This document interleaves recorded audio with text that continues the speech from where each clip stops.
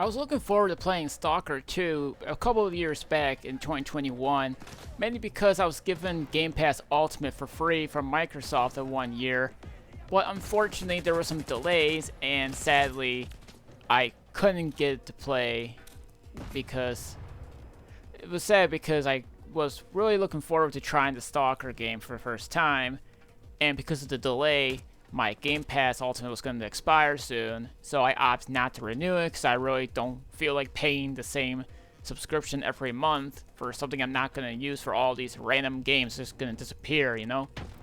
So, I decided to pre-order the game for the September of 2024, but it ended up getting delayed till November.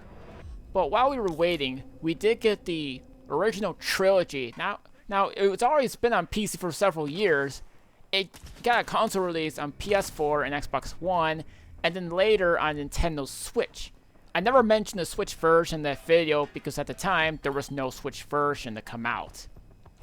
Now, I am going to say this is that I got the Xbox version of Stalker 2, which actually came in with a couple of bonuses like sticker packs, this little stamp permit thing or whatever, and also a letter to all the fans about the game, and it's, well, it actually says that they admitted that the game is in an acceptable state, which is pretty good. And I am gonna say that the game is pretty good. The only problem, as far as I'm playing the Xbox version, is that it has technical problems. Like, for an example, sometimes the music cuts out whenever it feels like it, and the fact that the game, well, it's got graphical glitches, but nothing too major. And at least the game is much playable, unlike Cyberpunk, a day one launch. Now, of course, the game was developed by GSC, which is a Ukrainian company. Look, I'm not here to bring up politics or nothing, but the ongoing war with Ukraine is one of also the main reasons why the game got delayed. I'm just gonna leave it like that. I'm not gonna go over this because it's just about gaming. You start off playing as Skiv, and all of a sudden you get attacked by a group of people, and all of a sudden now your stuff got stolen, except for your firearm known as the pistol.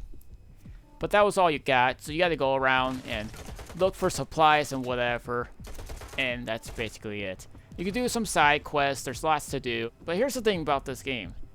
It's pretty shocking because the company with the game series, it was always using the X-Ray engine, like in the trilogy. But this one uses the Unreal Engine this time, than opposed to their X-Ray engine. Now, while the original GSC, and yes, I said the original GSC was developing the game, they were having financial problems, so they ended up closing down the studio because of it. But they ended up bringing it back to studio 2 years later and brought out another game called S.T.A.L.K.E.R, which actually received positive reviews. So they ended up going back to develop Stalker 2, and here we are all these years later. Not just on PC, but also on Xbox. It has been said that, reportedly, that it's a 3-month exclusive, timed for the Xbox. So, we'll see what happens here. Like I said, the game has technical issues at the time of this recording, but the PC version has some mixed reviews, but the Xbox version got a little bit more positives. And I pretty much said to myself, I'm still gonna get an Xbox. I really want something to play on there. And look, I don't have a high-end PC. I do have a gaming PC, but it's not like super powerful like everyone else's. So I made a safe bet to basically play the game on my Xbox Series X. So here's the thing: is that there's weapons you can get pistols, shotguns, submachine guns, assault rifles, sniper rifles, you get it. There's some sort of like safe house hubs and whatever you can go into. You can talk to people, repair your weapons, armor, and more. But I just need to say this. You need to watch your weight in the game because the carrying capacity is nuts.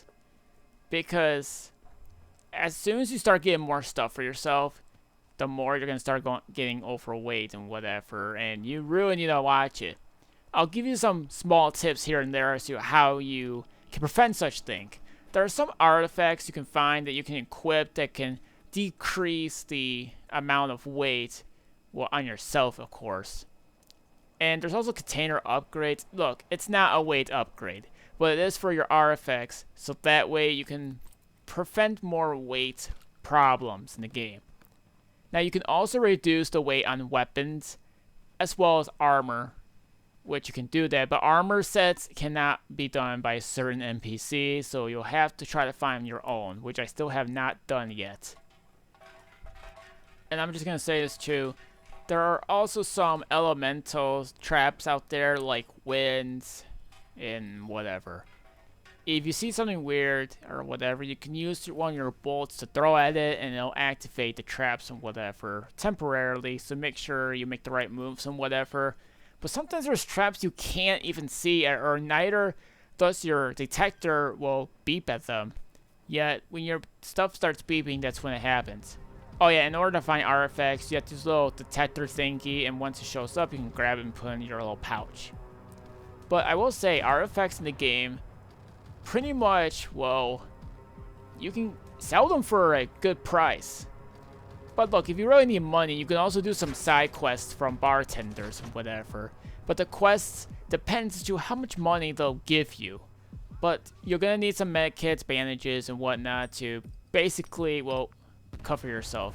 Med kits are there to heal you, bandages are there to stop the bleeding. Oh, and make sure you bring some food and energy drinks. Energy drinks can pretty much consume, well, they can actually refill your stamina, and meanwhile, it just drains your hunger.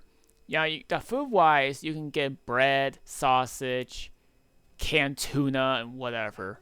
They're pretty easy to find, too, so you really have no problem. But again, you need to make sure you watch the weight capacity. Otherwise, you're going to have a slow time dealing with everything in the game. But sometimes you also want to make sure your guns are in good shape. Otherwise, well, you might not have to use them anymore. You're going to find some new ones. But there are some upgrades and attachments, like a silencer, a scope, and whatever. You can find them in some people. Maybe they'll give it to you, or perhaps they'll just have them in the shop. Now, I really like to say that you should definitely approach stealthily to the enemies, but that's the problem. When I first was playing a prologue level, I died 5 times because it was at nighttime and I couldn't even see where the enemies were. Even when I used a flashlight, I still couldn't see where they were. But they can see me because I used a flashlight. But that's the thing too, is that I recommend trying to turn up your gamma a little bit high, because the default gamma is just not that great. You can't even see where the enemies are, and that's just a pain to it.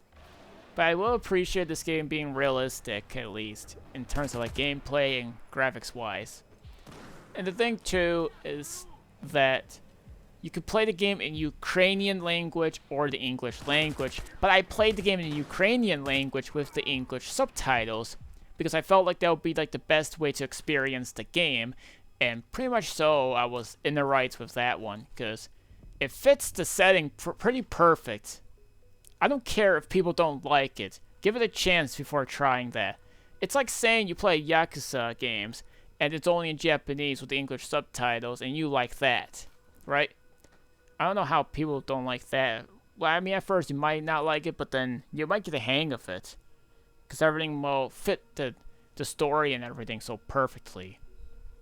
Now, the thing is, too, is that whenever I've seen an enemy little thing trying to attack me, sometimes I can't tell if they're looking at me or there's just a warning. And that's something that the game, I felt, failed to explain. And sometimes whenever I see the little marker and the compass that's telling me, hey, there's an enemy ahead of you, the problem is it's not specific if it's down or up or the center of where you're going to look at. And that can be really confusing sometimes. And because of the game being dark, not in humor, just nighttime, that can also pretty much distract you because you can't see where the enemies are at. But this game has some replay failure because you could do quests in so many different ways and make different choices if you really want to. And from what I looked at too, the game has at least around 3 different endings. And I also want to mention that the later enemies are, well, bullet sponges. Seriously. They're not, unless you have a certain type of ammo, you're probably going to have a hard time getting past these enemies, regardless as to whichever weapon you're going to try to use. There'll also be a deadly storm, and you'll need to take cover and shelter in order to avoid that. Now, it has happened in the past games as well, so it's nothing really new for anyone who hasn't played the trilogy. But as of right now, there was just a huge patch for this game that came out, which fixes over 650 bug issues of the game, or just at least issues in general, which is pretty cool, as the team is pretty much dedicated into updating the game, which is a good sign. So what you guys think about the Stalker franchise in general? So did you guys wait till the game's all patched up, or did you pick it up day one just like everybody else did?